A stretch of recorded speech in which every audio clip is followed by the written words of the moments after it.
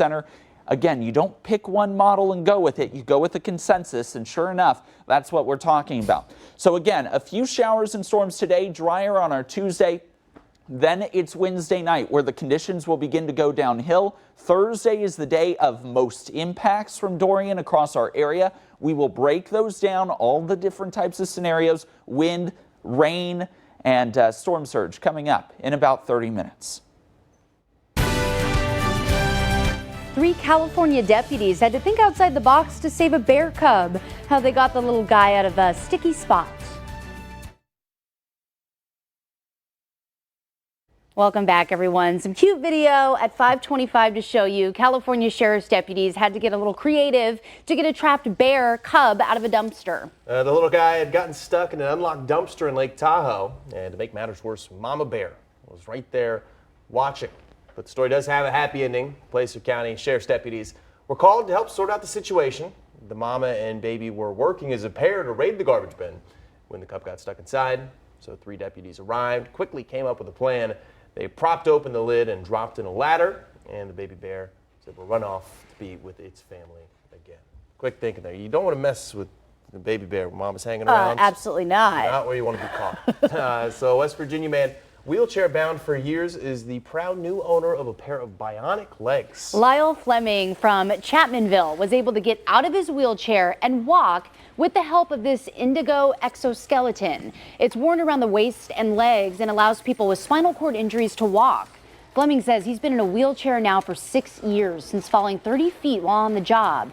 But now, after 2 months of physical therapy, he got to take home this futuristic device. It makes you feel normal again. You feel like you fit in. When you're in a chair, you feel like you're a misfit, but you're really not. But that's some of the emotions you go through, and you gotta fight them off and just do the best you can, because you're only a failure if you give up.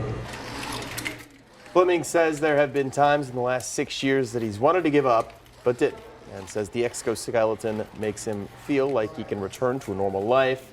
He's the first person in West Virginia to receive this robotic device. Awesome stuff right there. People throughout our area are stocking up and bracing for possible impacts from Hurricane Dorian. How they're planning to protect their property from the coming storm.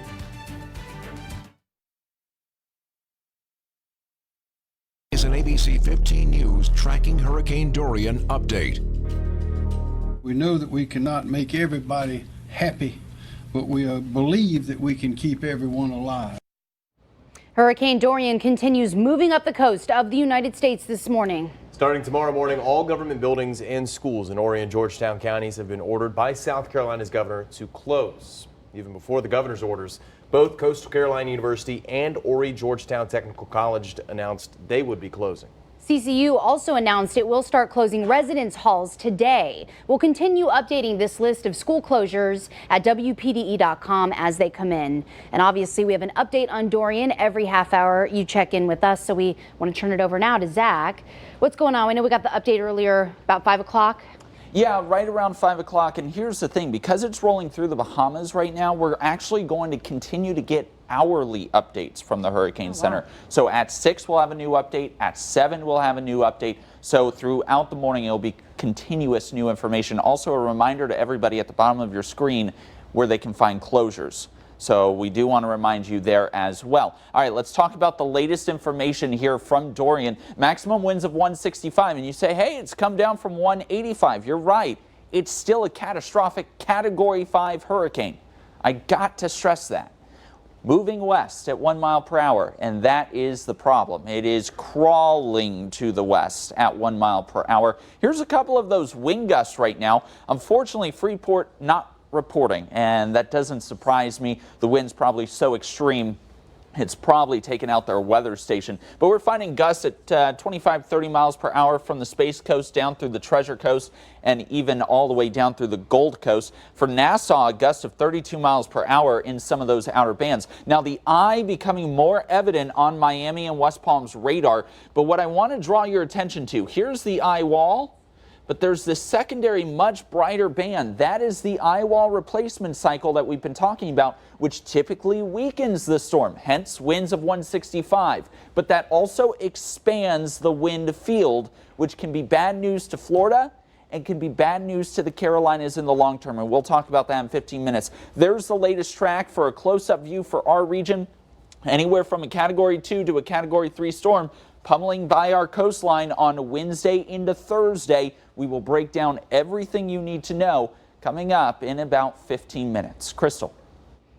Of course, as you are out there the next couple of days, if you see maybe from a safe spot, or definitely from a safe spot, but maybe from inside or outdoors, wherever, we want to see your pictures of Dorian. There's so many, and we want to see them at WPDE.com. So just put them in the Chime In tab, load them to the Dorian album there.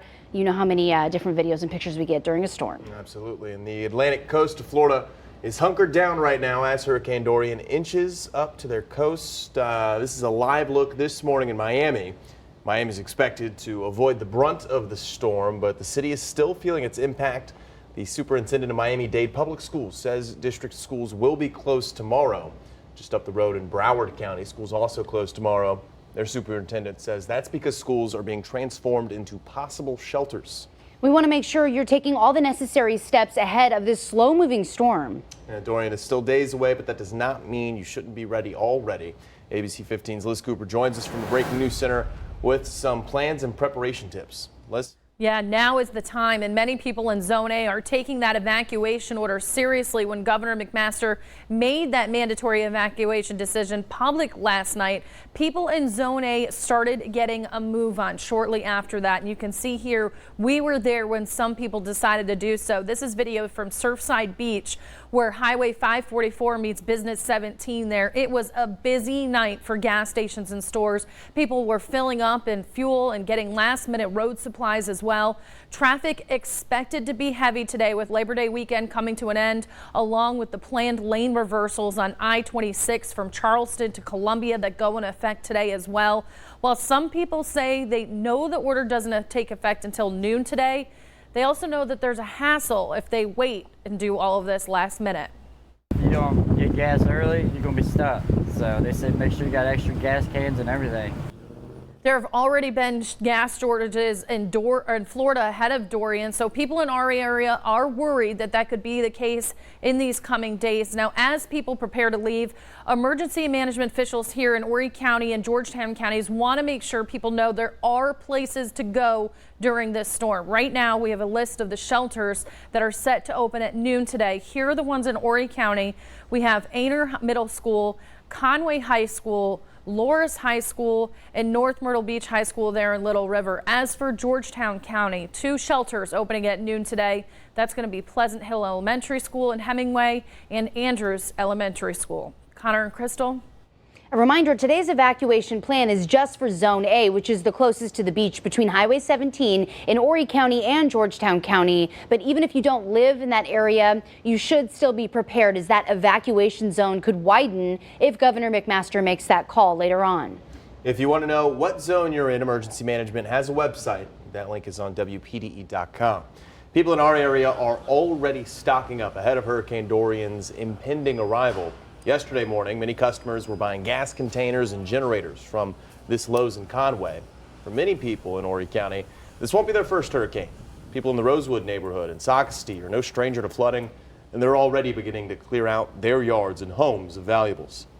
If they say there's going to be flooding, get your important stuff out of here. All your pictures, off your memories, off the walls, everything like that. Anything that you want to keep a hold of, get them down, because your memories are the one thing that you can keep. The Rosewood neighborhood is located along the Intracoastal Waterway, making it prone to flooding. Many people there are still rebuilding from hurricanes in the past and say they're anxious about the possibility of having to rebuild yet again.